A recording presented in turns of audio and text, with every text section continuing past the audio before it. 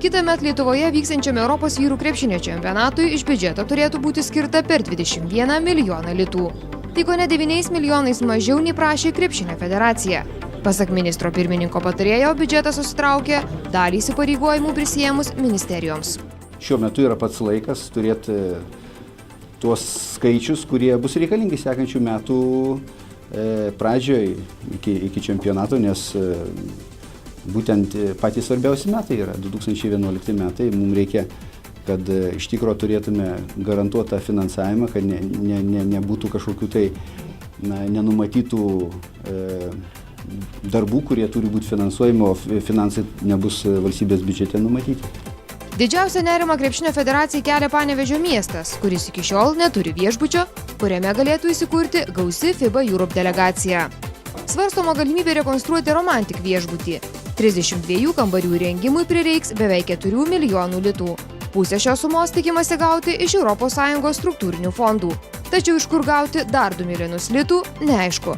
Federacija tikina, kad surastas privatus investuotojas sutiktų investuoti į Panevėžio viešbutį, jeigu mieste 5 metus nestigs renginių, o viešbučiui svečių. Dabar tik tai teisiniai dalykai, kaip tą įgyvendinti, kadangi vyriausybė savo pusės viską padarė Europos struktūriniuose fonduose, paraiška praėjo ir visi vertinimai praėjo. Dabar reikia tik tai privataus investuotojo investicijų. Šiai sutarčiai dar turi pritarti miesto taryba. Šiauliuose priešingai nei Panevėžyje jau pradėtas rekonstruoti viešbutis Medžiotojų užeiga. Pastačius priestatą, kambarių skaičius padidėtų daugiau nei 2. Skaičiuojama, kad viešbučio savininkams statybos atsieis per 5 milijonus litų. Alytuje gegužę prasidėjo pirmieji sporto rūmų rekonstrukcijos darbai, tačiau apgyvendinimo klausimas taip ir liko neišspręstas. Federacija svarsto 2 sprendimo variantus. Kadangi buvo teorinė galimybė, kad galima gauti iš Europos struktūrinių fondų paramą 9 milijonam, o kita dalis yra miesto indėlis į tą viešbučio statybą.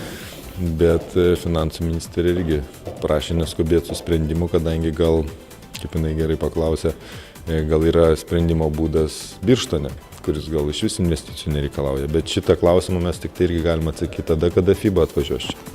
Federacija įstikinusi, kad šie pinigai sugrįž su kaupu. Skaičiuojama, kad per čempionatą vien iš turizmo šalis uždirbs kelius šimtus milijonų litų.